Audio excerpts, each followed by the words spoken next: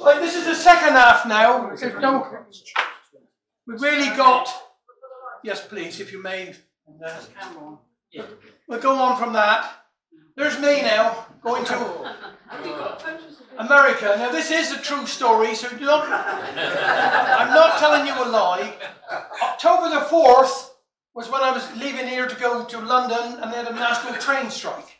So my son took me to Exeter. My niece, that's Shirley's daughter, drove from Heathrow to Exeter to pick me up, ready to go on the plane on October the 5th. I'd never been, and they said, oh, because Trevor and Kim had invited me over, and I had said to them, I'd never been past Camborne in my life. And when I got to that place, Terminal 5, go through the machines and all, and this is true, isn't it, Shirley? Hey? What's happened? You pressed the button. That's on television. Right, Patrick, you better come here, boy.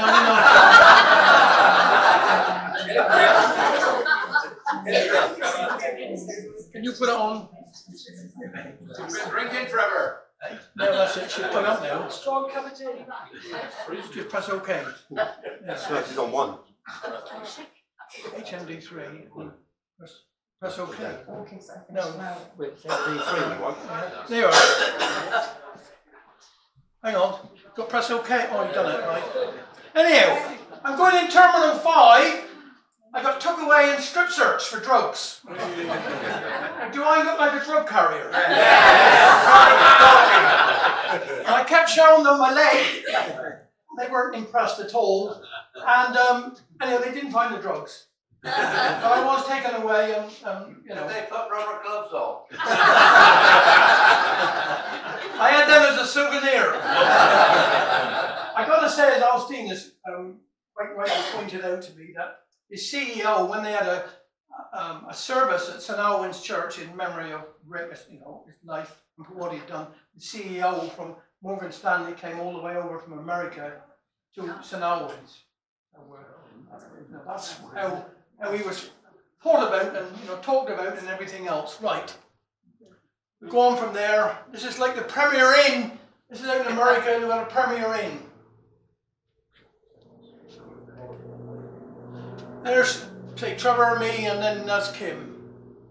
And I got to say, they treated. I went there for 4 days, and the idea was I went to his wife's house. You'll see in a minute.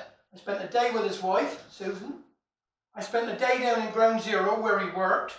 I spent more than a day in the restaurants where they used to eat.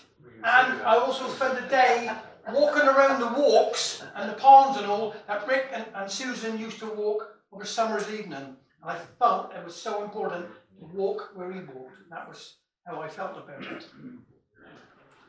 This is the Newark Penn station. This is where you're going now to go into Ground Zero. This is the entrance, like our stations, aren't they, really? Train stations. But that's, it's fantastic, absolutely wonderful. I got to say, from my point of view, when my niece went with me, they treated us absolutely wonderful out there. No problems, and we didn't feel unsafe or anything like that. It was absolutely wonderful. Wonderful. Now we're down by Ground Zero now. Now they said to me while I was over, I would only fancy going in the main New York and see some tall buildings. I said, we got 2-story buildings in Hale.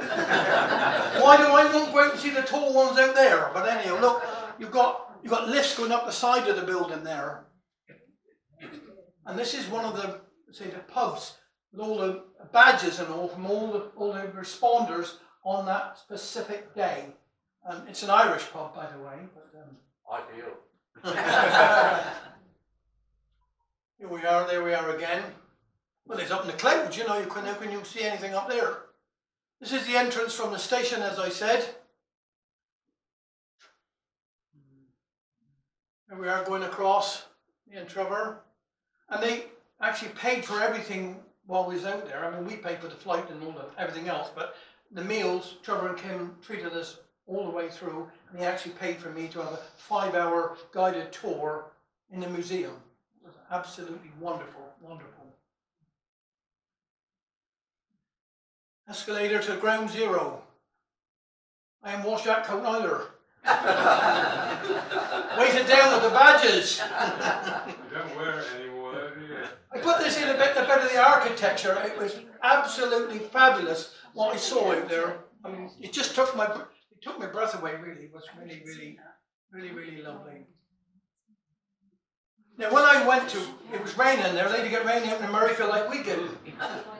But when we went there that morning, you know, it's a funny thing to say, but we're here with his memorial in Hale, of course. You know, and I never knew Rick, but I knew his mum very well because we used to deliver milk to her. We always called her Sissy, and you know, but she never used to because he said always out in America, busy, you know. And but when I went there, I felt really, it was a funny feeling come all over me just to think that I'm right there touching his name. You know, see it up close in a minute. Skyscrapers up in the clouds. There we are, look. There he is. Richard Cyril Rascola. 2,983 people died on that day.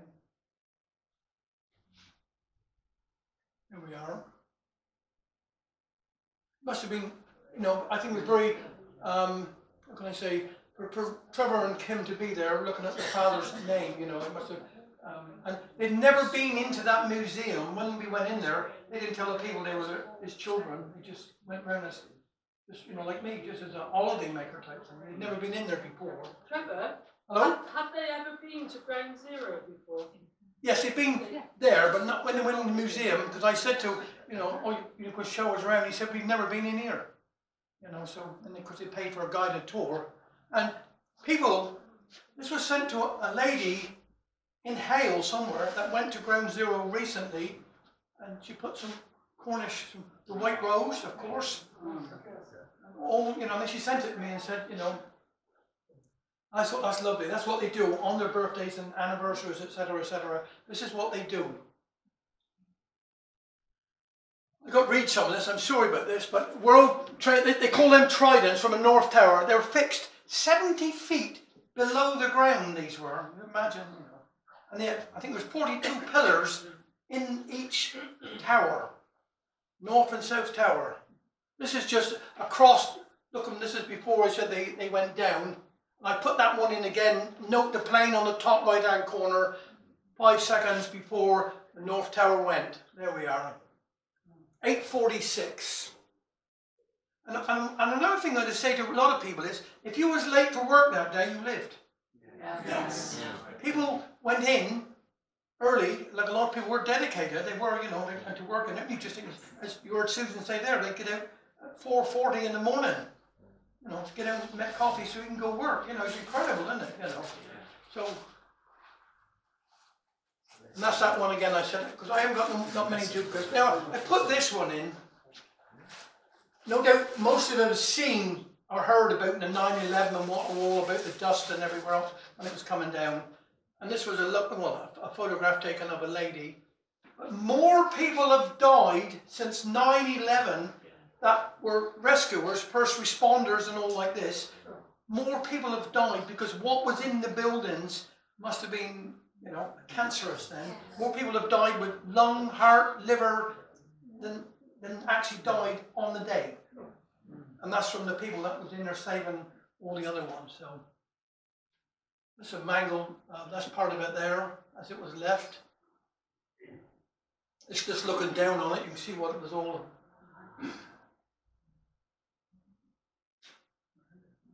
Now, you can hardly see that, but I mean, this gentleman was in the North Tower. He was a maintenance man. He was up floor 110. He was relaying, when the plane went in, he was telling old New York, all the authorities, what was happening. And you can hardly read it, but it actually says there, he was telling them how his feet was getting hot. That's the things going up, and they all perished. But he was up there telling the New York authorities what was happening and what things. And he said, and some of his words was, and don't forget, we have people up the top. You know, you see these big fire engines and all, because that was one of the questions. You'll see one there crash there in a minute. But I asked a question, all these huge fire engines that they got, but they can only go up 7 stories Yeah. because they become unbalanced. So, you know. That's the Pentagon again. Go on from that. Now I'm going to read these out because these are sad, and if I feel a bit emotional, I'm sorry about this. This one's a flight attendant. She's bringing her husband up. She said, "Hi, babe. You have to listen to me carefully. I'm on a plane that's been hijacked. I'm on a plane. I'm calling from the plane. I want to tell you I love you. Please tell my children that I love them very much.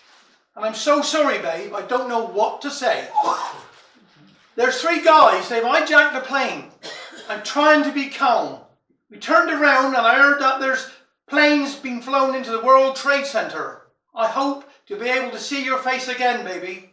I love you. Goodbye." That was the last message she sent to her husband. And that was she was a flight attendant. She's sitting there trying to calm all the passengers and at the same time speaking to her husband. This next is one more here now. This was a passenger. "Honey, are you there? Jack, pick up, sweetie. Okay, well, I just wanted to tell you I love you. We're having a little problem on the plane. I'm totally fine. I just love you more than anything. Just know that. And you know that I'm comfortable and I'm okay for now. It's a little problem, so I'll just say I love you. Please tell my family I love them too. Bye, honey." That was a passenger on a plane. That was another message. And there's lots of them, but I just thought, you just think of these. We don't think of these things, really, do we? But, you know, it's horrible, horrible. Now, put this one in, because you've heard no doubt the things, but because I don't know why, but it doesn't bear thinking. But you see the people there, look. A lot of them decided to break the glass and the windows and jump, rather than be burnt to death. And that's what quite a few of them done. And as you did or say in one of the things, Rick's people, they only lost 7 altogether, but over 1,900 in the North Tower. But a lot of the responders that went there on the time, they were killed as well, so that's why 2,983. North Tower at 846, and then we got the South Tower at 903. Now all work stopped, that's what we just say. It did, everything stopped. Most of us can, this one here just shows you, look. Disbelief, can't believe it, can they? What's happening? Now one window, over 41,000 windows in that there. It's just under 40,000 installed, but I'm told it was near enough 41. One window was saved from the South Tower, 82nd floor, and that's in the museum. This is my guide that was for the few hours, taking me around. Now this here is that there, which is part of the museum. You're looking down on it, as you see, but that wall there is keeping the Hudson River out. That's in the museum itself. This is the last column taken from the South Tower.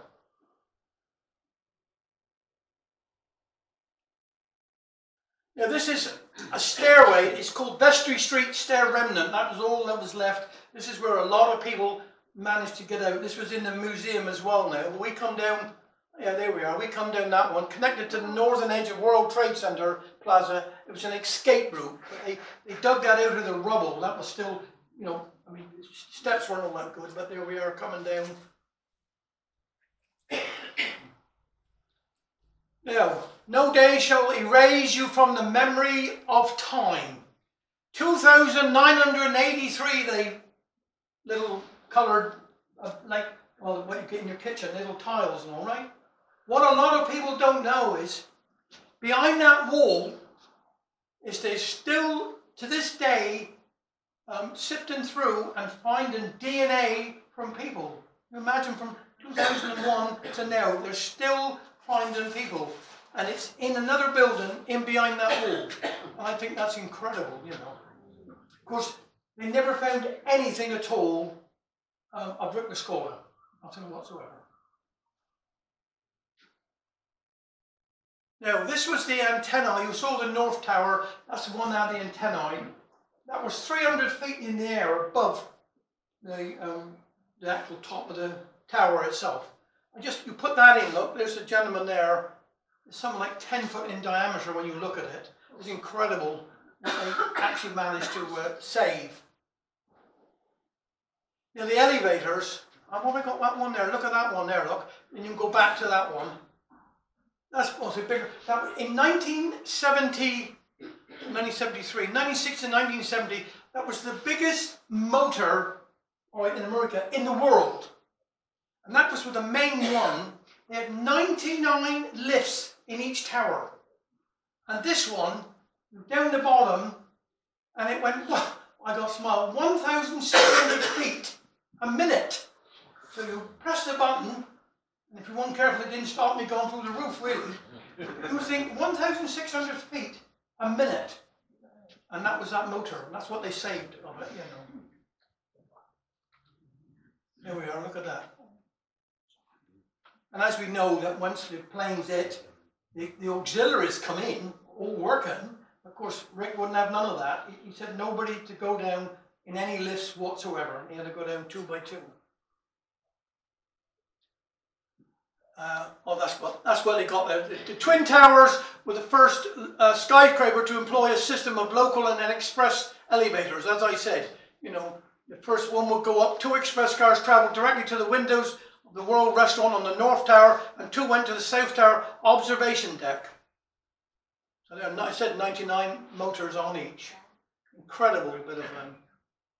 Now, this is a New York Fire Department ladder company 3. Front of engine, everybody pulling up to get out to go and rescue. When every one of them died, they never even got out their fire engine. Completely crushed. When you look at it in the museum, I mean, it's, you know, I don't know, it's something to, it's very difficult. This is the helmet of Patrick Paddy John Brown. He was in charge, and that's to save that. Now, this is a tribute walk now. This is part of the South Tower. And what they do is, they got their scale work, so tribute art on a rotating base. So every month, every 6 weeks, they put different things on the wall for people to go and have a look. So it's always changing around. I put this in about the steel. Look at the thickness of the steel there. Look. I mean, you just can imagine what, you know, the heat. And let's look at last column. 36 feet tall from South Tower, inscriptions from responders and recovery workers were all on that, and that's in the museum as well. This is just some of the writing that's on it. These are the footings, as I said, they were 70 feet down in the ground. These are the footings from the steelwork from the South Tower. Now, when they decided to build the towers, they went to the 4 biggest foundries in America. And they said, we're thinking of building these skyscrapers. There was the highest at that time. So they asked them all to come up with a price. Well, when these 4 foundries knew they were in the running to build these, well, they doubled the price. So the people that were going to build the things went to all the foundries in America, every one of them, to bring the price down, which was right. But every piece of steel, look, is marked. They know which foundry they come from, when they were poured, what the metal was. They know everything about each piece of steel in the buildings. Oh, that's the markers of loss for that's for the New York Fire Department, Squad 41. Now, we're in the North Tower here. The gentleman was an engineer. And he decided with all these 40-odd thousand windows, they wanted window cleaners. So he gave up his job, this is all true, gave up his job cleaning windows, being an engineer, and decided with a gang of 5, they were going to go cleaning all the windows in the North Tower. Well, when the plane came in, of course, they were stuck in the lift. And this gentleman, you know, he got like a squeegee he had then with a bit of rubber on it and all. He took that off, broke the thing off, and he managed to prise open the doors because everything had stopped. And when he put his hand out, he thought, well, he got concrete, but he wasn't, it was plasterboard. Some of it, you see, they didn't concrete, they just put it in plasterboard. So he decided then he started punching a hole, and he had that to open the door, and he got in, and his mates kept saying to him, "Don't go damaging the building, because we'll end up losing our jobs." And that's true, that's true. But he managed to punch a hole in there, and all 5 of them got out, and they all lived. And that was because of that. I can well imagine, can you? You're going to lose your job in a minute. Now, this gentleman was a quadriplegic, but working in the North Tower. When the planes hit, 10 people carried him down, and they only just managed to get him out before the tower come down. This was what we were saying about, we talk about Rick Rascola and all, because Rick had come out of the South Tower, but he went back in because I've been talking to his wife, he was worried that 1 or 2 of them were wheelchair bound. They weren't as such a thing as this gentleman here, but they were wheelchair bound. And some of them, he thought that he hadn't seen them come down, because they all still had to go down the stairs anyhow. And that was the reason. I know, Susan, they said there that he goes up to the top, but he didn't. He got up to the 10th floor. That's the photograph. But this is a quadriplegic, and they brought down by 10, what was that, from the 69th floor. These are some of the responders in cleaning up the site after 9/11. That's the Hudson River, back there, you see, over there. Now, we're going now. My lovely niece is the lady. There's Kim, Wendy, that's Shirley's daughter. She's the one that escorted me out. I was afraid I'd get to America, I won't come back. I'd get lost out there, a big country, isn't it? But this is Susan now, look. I mean, sadly, Susan is very, very unwell. That's what I'm going to say. She's unwell, and it was her birthday recently. And but they go to the Raptor Trust. When, as I said, when Rick sadly passed away, she then had a bit of an area of a marshland cleaned out, and then they built all these big cages things and for saving injured birds. And here we are taking a plant.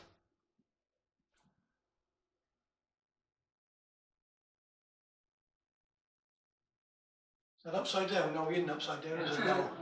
Raptors on the hunt, that's what it says there, but there we are. And these are all there in front of me in memory of Rick. Of course, they're still saving injured birds and all like that. It's quite a big complex now. Here we are. Never to be forgotten.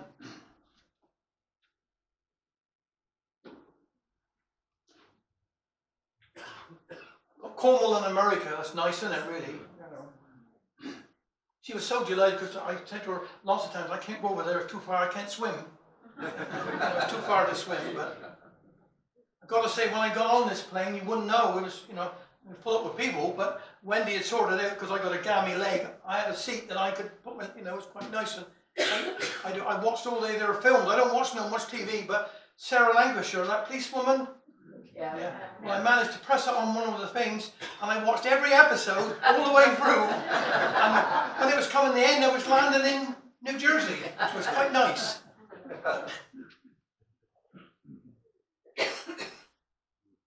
So just, for Rick, really, everything was all about Rick there. There's Wendy again.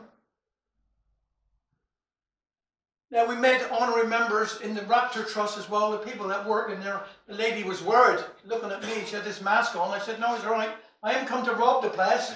Come and give me a badge. So she's got a badge and a certificate that they're honorary members. So we've got the link now, and also we've got the link with Canada. I met them last week at St. Austell and made 4 of them honorary members of Halo Cornwall. And this is one of the grain house. This is one of the places that Rick and Susan used to go to and eat. So we made them honorary members as well. That gentleman was a Scotsman, but he's over in America now. This is Susan. We're going in for brunch time. This is just starters. It's like a 7-course meal for brunch. I mean, it's lovely. You know, when you've got plenty of water, I got to say, they give you lots of water to drink. I ate the bread mostly because you had 7 different sorts of bread. The bread was to die for. Absolutely fabulous. But this is just a starter. Now, Susan's home. This is where Susan lives now. I'm very privileged to have been able to go there and go in her house, you know, and spend time with her there. These are just, I mean, there were so many awards.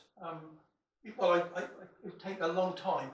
We took some photographs, just awards in Rick's memory. There's our badge there, look, you see there. I don't know if anybody's seen it with Patrick at all yet, but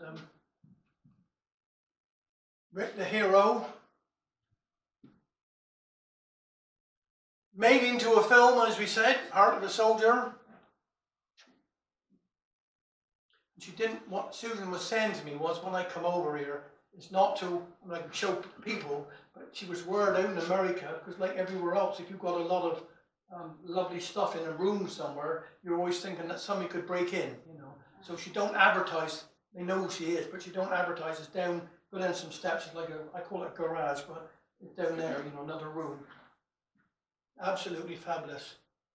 Veterans Memorial, Sir Rick Muscola, Colonel, because he came out of Vietnam, but he still stayed as a reserve and worked his way through. Retired as a colonel. I don't know if you can see that one, but that's Colonel Bezviken. That's the train down Penzance, because when he last went back, his great friend, the late Mervyn Sullivan, took him down to Penzance. And then he went out the window and said, Colonel Bezviken, which is Cornwall forever. That's the last, really, that we knew of Rick. So Susan come over in 2019, and the train, you know, it's all named with his train now. So another great honour at GWR, you know. Distinguished American Award.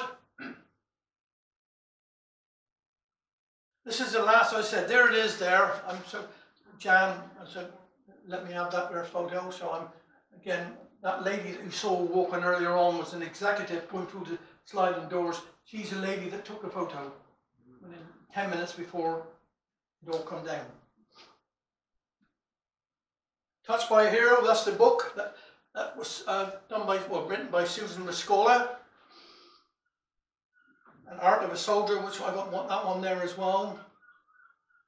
Got Mervyn, the late Mervyn Sullivan, look, and there's me looking in Susan's. Over there on the left at the top, you can hardly see it, but Mervyn did a fantastic painting of the Lent Church. And it's got pride of place in Susan. You see, this is where they had their wedding vows renewed.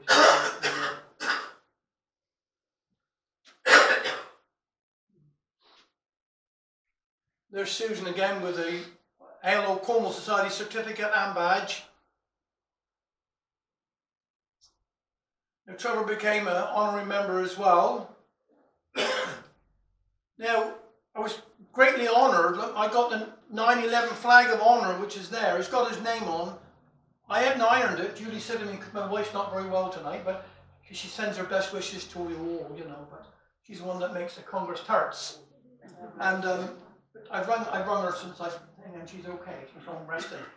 But she said, have you ironed that flag? No, I haven't, dear. I said, but they won't see it much because he's on the radiator. You won't know if he's ironed or no.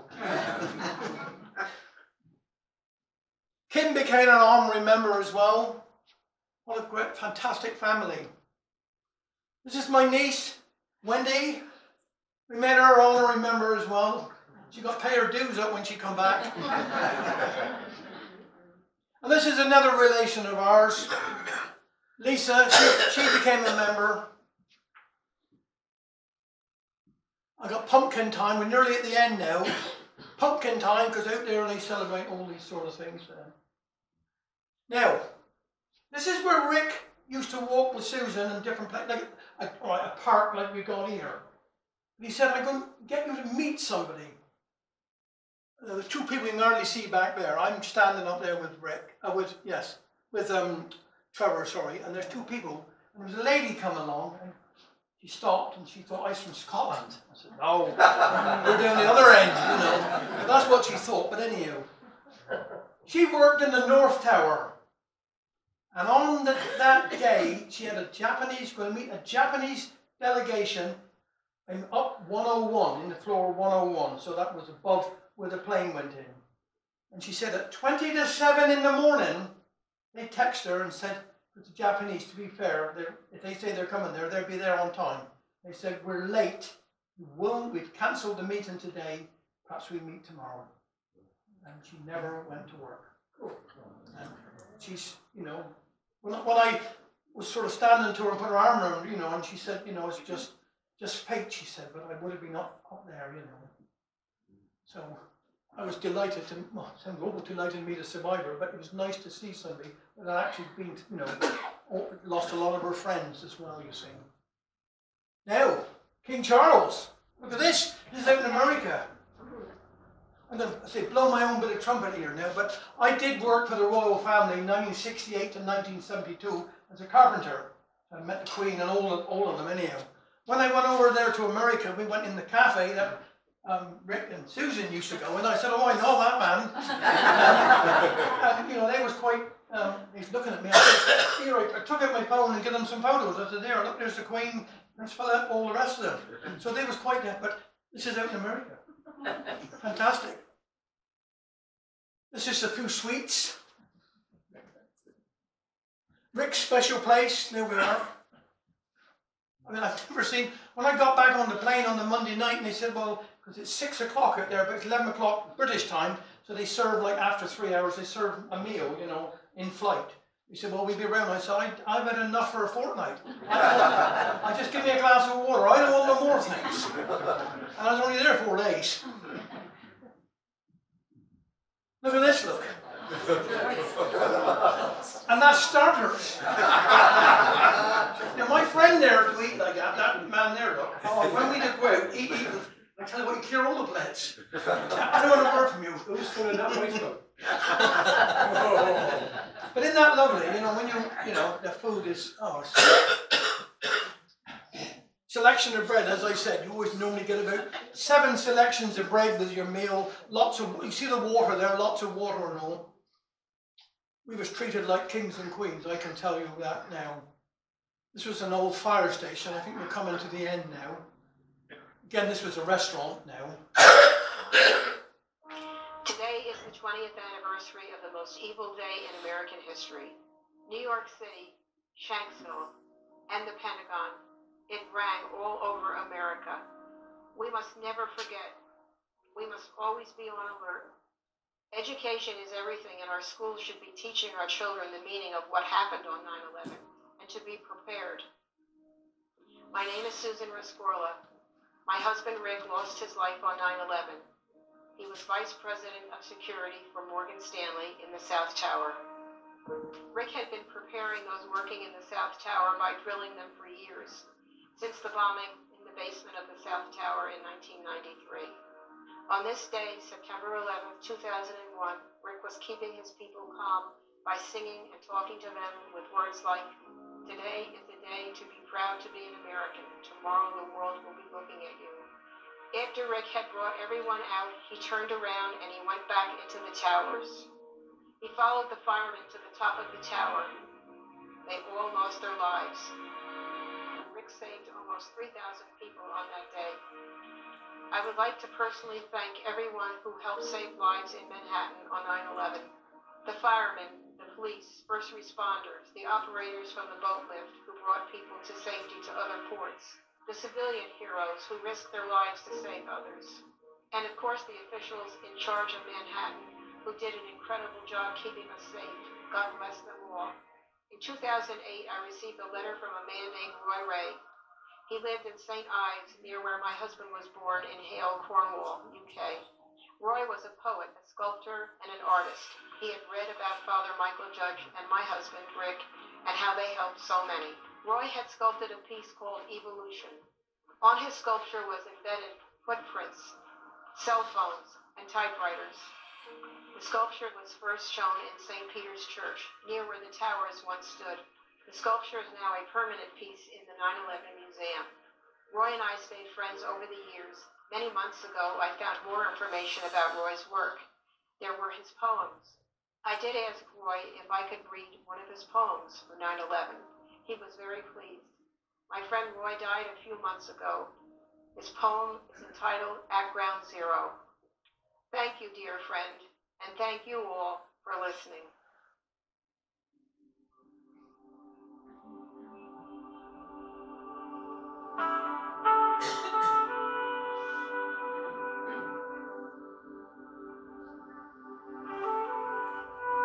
At Ground Zero. Emptiness where once they stood, Manhattan's bold twin towers, icons of the confidence of a nation born of pioneers. Emptiness where thousands came daily on the subway, on the ferry, by cab, and on foot to the financial heart of this land. Emptiness where once ordinary people came from Brooklyn and the Bronx, Staten Island, Hoboken, to start just an ordinary day. Emptiness, save for the ghosts of those whose final ordinary day would forever change the world and the lives of you and me. Emptiness in the heart of a city, the dust and debris gone, and in the hearts of the grieving for those they never found. Emptiness with distant and fading echoes of ambulance and fire truck horns and frantic calls for help and tearful goodbyes on the phone. Emptiness, already only a pause in the pulse at the heart of a city not